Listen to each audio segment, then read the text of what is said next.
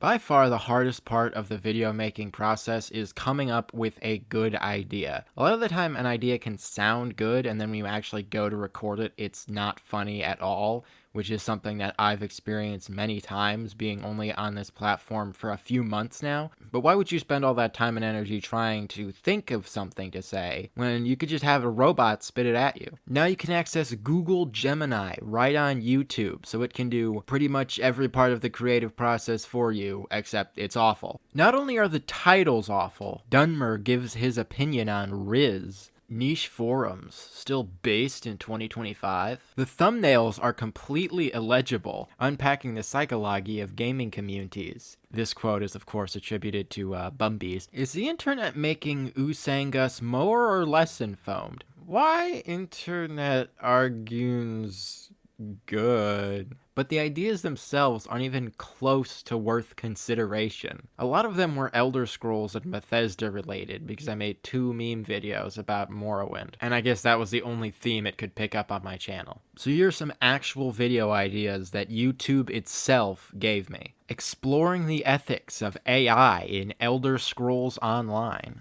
That just doesn't mean anything. That is not a video idea. That is awful. I love this one though, not because of the terrible idea that it is, but because for the thumbnail suggestion, they use an AI generated screenshot. Look at this! The AI also has a feature where we can prompt it to change the thumbnails.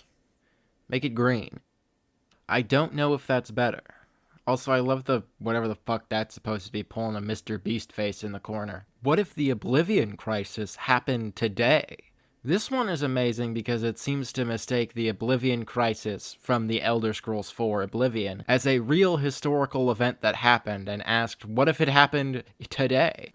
Real-world parallels are drawn between the Daedric invasion and current events. What current events could relate to the fucking Oblivion Crisis? What portal to hell has opened that I don't know about? What if the gates of Oblivion ripped open in the heart of New York City? Could humanity survive the Daedric onslaught? We're diving deep into the chilling possibilities of a modern-day Oblivion Crisis. Chilling possibilities? What possibilities exactly? Also, I think it's fair to say that humanity could definitely survive the Oblivion Crisis if it happened today, because we have guns and they don't. The Oblivion Crisis isn't just a video game. It's a chilling glimpse into what could happen if the forces of chaos were unleashed upon our world. First of all, the Oblivion Crisis isn't a video game, it's an event that happens in a video game.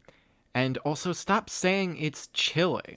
It just keeps going into more detail about this as though this were, like, a real thing that could happen. Conclude by emphasizing the importance of preparedness. Preparedness against what exactly? I mean, look at these titles. This is why we need to be ready for the Oblivion Crisis.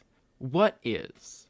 Is there a correct way to play Fallout 4? The wrongest way to play Fallout 4. You're doing it wrong. There's only one right way to play Fallout 4, and it's wrong. Is there a best way to play Fallout 4? Some argue there's only one true path to victory. No one argues that. The future of cryptocurrency and its potential impact on society. Its future is pretty obvious. It's going to the fucking moon. I mean, where else would it be going? I mean, this just sounds perfect for my channel. I make so many cryptocurrency videos. The reason I'm so fascinated by this one is because it generated for me a personal anecdote. Remember the dot-com bubble? No, it's making up personal anecdotes of mine? That's so fucking weird. The moral quandary of infinite respawning enemies. The perpetual battlefield, a player's nightmare. The initial thrill of combat, then the creeping realization they just keep coming. How does this mechanic, designed for gameplay loops, subtly shift our perspective of enemies? The existential burden of endless slaughter, moving beyond gameplay convenience to the moral weight. Is the player a hero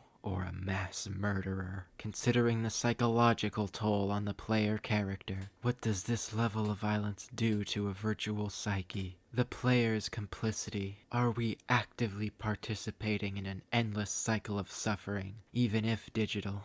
I feel like what must have happened for this one is that it took me reading the pretentious memes from r/I'm14 and This Is Deep and made a video out of that. That's the only way I could have fathomed something so profoundly out of touch coming into existence. Either that or Google Gemini is trying to make us feel bad about what we do to AI. I mean seriously, all this talk about like moral weight and like it's like, what are we doing? When AI can even pretentiously moralize at us about shit that doesn't matter, really no job is safe. Morrowind, my unpopular Argonian take on slavery. I don't have an unpopular Argonian take on slavery because I'm not an Argonian in Morrowind, I'm a human on Earth. You think you know Morrowind? You think you understand slavery in Tamriel? My Argonian has a secret, a perspective so unique and even unsettling. It will force you to reevaluate everything you thought you knew about this ancient evil. This isn't just about chains, it's about choices, morality, and uncomfortable truths. Counterpoint? Inwa. The subtle yet pervasive racism experienced by Argonians in Morrowind. How does this shape my character's initial perspective on Dunmer slavery? Subtle yet pervasive. They're slaves. I love this setup as though it's not the case that everyone who enters Morrowind won't be berated by Dark Elves for being Enwa outlanders. Why Argonians, like me, think different about Morrowind slavery. Will you please stop insisting that I am an Argonian? I am a real man on Earth. But Google Gemini doesn't just give you suggestions. You can also ask it for suggestions using specific prompts. Green. Why environmentalism makes me rage. What kind of fucking title is that? And look at the thumbnail. Alright, I guess I'll try something more specific. Turning 30, a beginner's guide. 30, beginner's guide to adulting. Finally, Dunmer's guide, surviving your 30s. Spoiler, it's rough. Don't elves live like hundreds of years in the Elder Scrolls universe? Being 30 would not be a big deal. Sauce Nova, adulting at 30. Finally. I'm curious to know what it thinks Sauce Nova is. r/adulting made me angry. And 30. Okay, why don't I just make something up, like the AI seems to be so insistent on doing? Bitter rivalries in Finnish-American rag rug weaving.